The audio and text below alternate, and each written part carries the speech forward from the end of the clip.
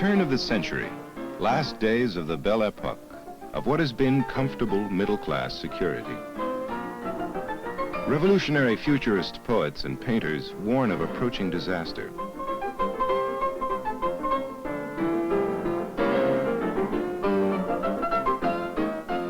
Giorgio de Chirico expresses the same uneasiness with an atmosphere of silence and uncertainty.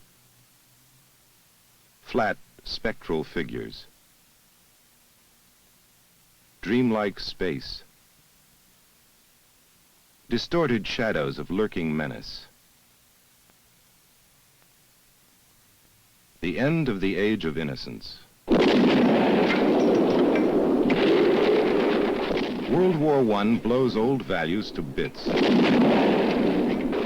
Is this where 19th century rationalism has led?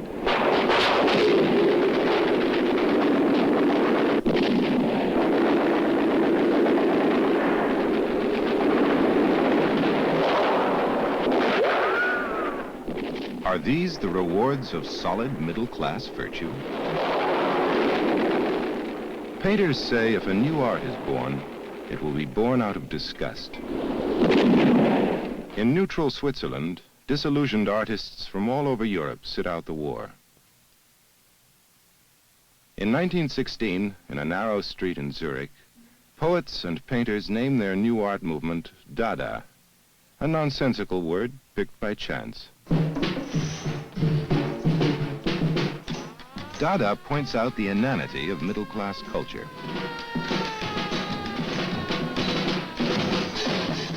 Francis Picabia's machine fantasies mock conventional ideas of logic and progress. Even the act of love is portrayed as an elaborate meshing of gears. Marcel Duchamp tries to break the bank at Monte Carlo by issuing debentures guaranteeing an interest of 20%.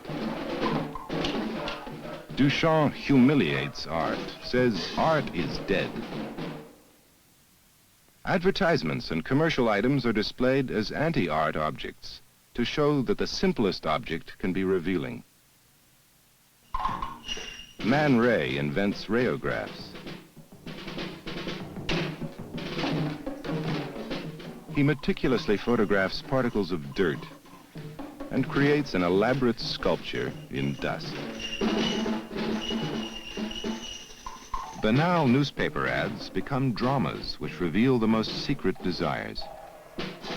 Anything goes in collage, rubbish, bolts, buttons, anything with image value that is irrational, disconcerting.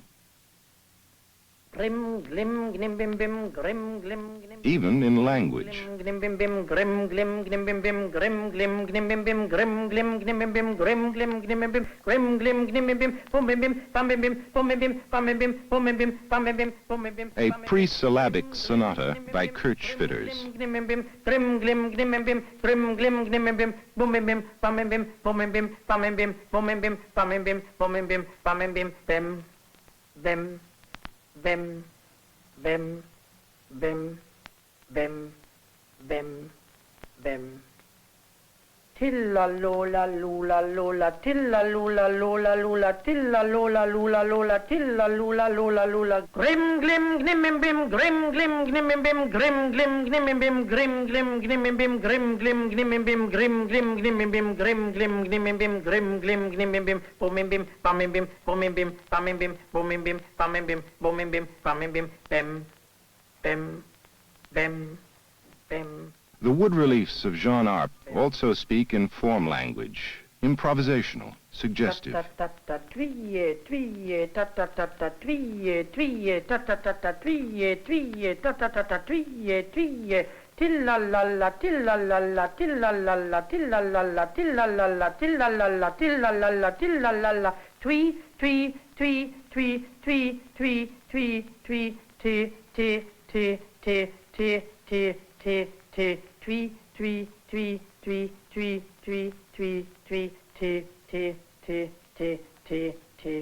Dada posters and publications increase after World War I. Poets like Breton, Eluard, Sarah make Paris the scene of the outrageous Dada gesture. They set the stage for a more disciplined art movement. Surrealism, with its revolutionary declaration of a new art, intense and Freudian. Surrealism will go beyond the real. It will give a system to the irrational, a form to the unconscious. The Surrealists look to the paintings of de Chirico and Corot. Their works parody the sense of purpose and stability in classical painting.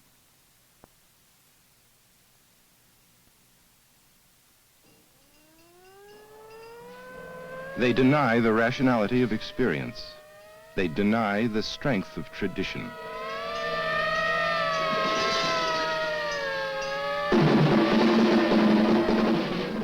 The Surrealists developed their theories at Eluard's country home and at the newly opened Surrealist Research Office. In the Paris of the 20s, the Surrealists find the world around them unreal, a hoax without meaning. They invite us to leave conventional reality for the unknown. Madame, a pair of silk stockings is not a leap into the unknown. Reality does not exist around us. We must seek it in our subconscious. We must lower ourselves like divers into the inner depths of man and discover the monsters that dwell there. The Surrealists rediscover the marvelous nightmares of earlier painters, Fuseli and Redon.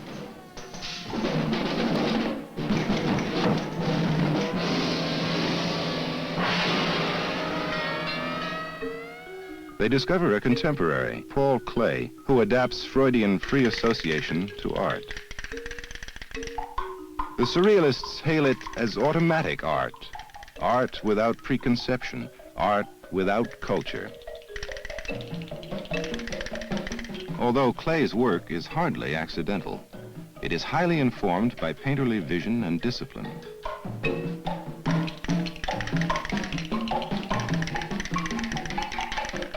Automatic art dominates the early years of Surrealism. Joan Miró joins enthusiastically in 1924.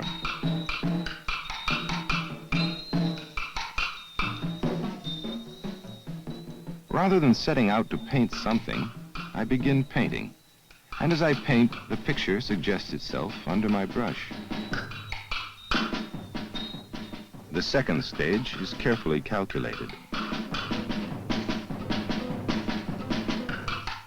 The form becomes a sign for a woman or a bird.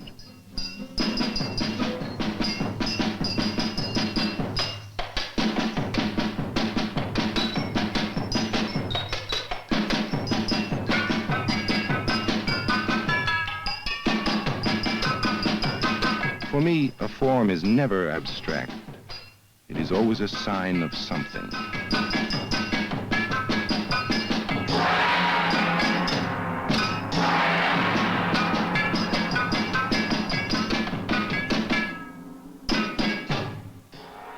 Max Ernst also uses automatic techniques to draw more deeply from the unconscious. He follows the free movement of his hand without preconception. Then he alters the random patterns into bizarre landscapes.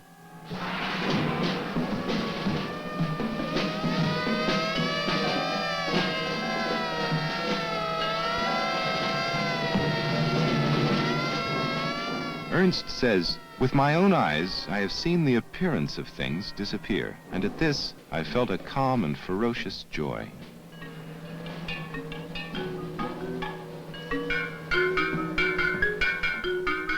Ernst is also a master of the dream image, of surrealist illusion. He is the complete surrealist, projecting his fantasies and obsessions with unlimited ingenuity.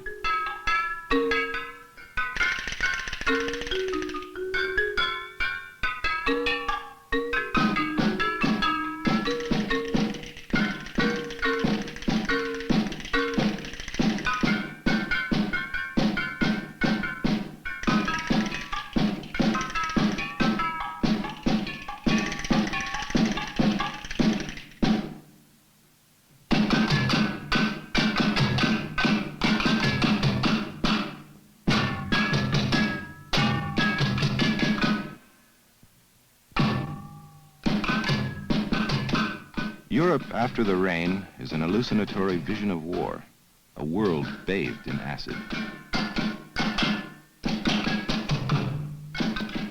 Here, Ernst applies large areas of color by using decals, another automatic technique.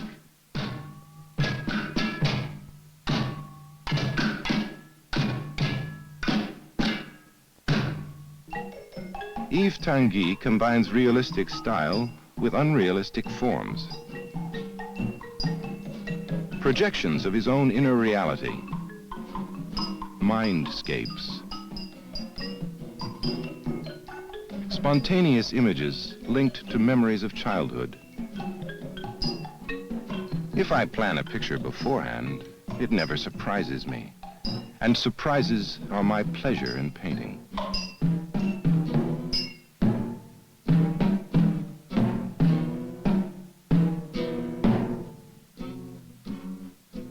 Salvador Dalí introduces the abnormal in human psychology, the paranoiac.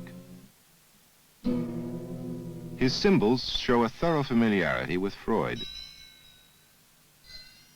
My ambition is to materialize the images of irrationality with a fury of precision. To make the world of imagination and irrationality as persuasive as the exterior world of phenomenal reality. I believe the moment is near when by active, paranoiac thought, it will be possible to systematize confusion and totally discredit the world of reality. After Dalí, the dream image dominates surrealism.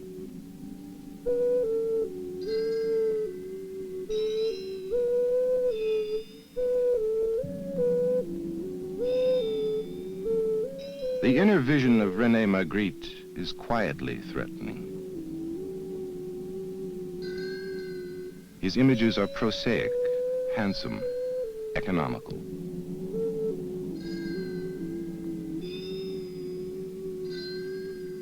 Magritte's originality lies in his portrayal of disassociated objects.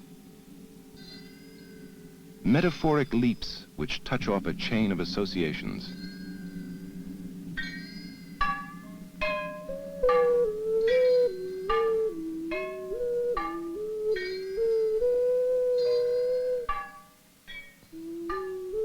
His humor is intense and deadpan.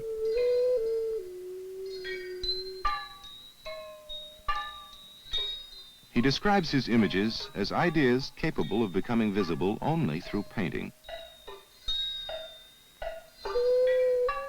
Paul Delvaux follows in the 30s with an intensely detailed world of illusion, wistful, passive.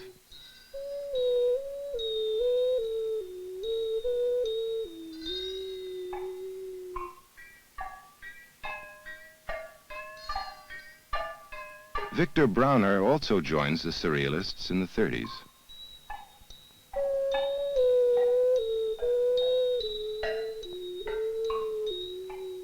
He is influenced by Ernst and by Klee.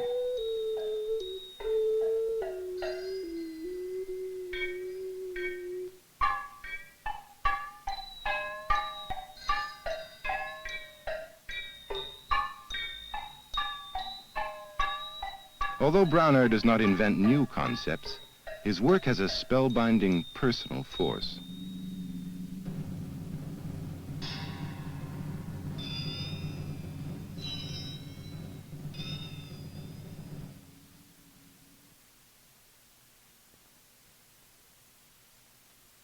Objects and memories of childhood appear throughout Surrealist work.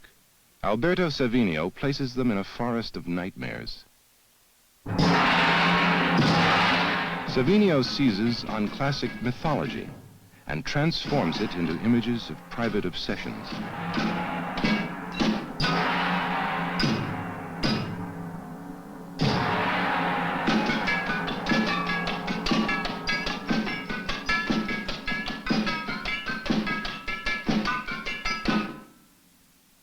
Living in a small Montparnasse studio, Alberto Giacometti has strong bonds with the Surrealists. He formally joins them in the winter of 1929. His sculpture shares the fantasy life of Surrealist painting.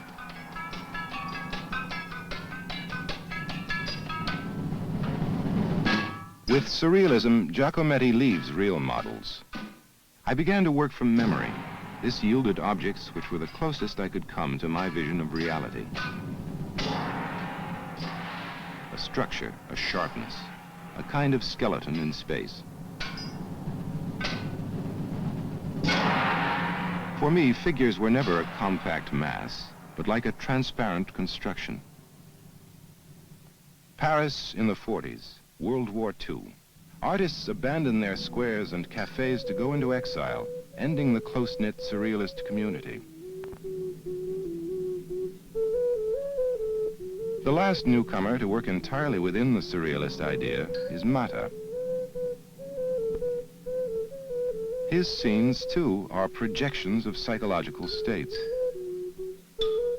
Influenced by Tanguy, he improvises fantastic landscapes.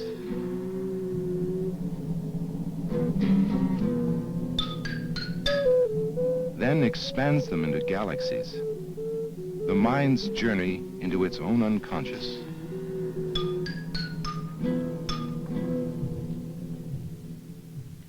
A surrealist painter has said, the surrealists hailed the night as liberator. With their dreams and hallucinations, they went beyond the reality that so often hides love and poetry with a veil of hypocrisy.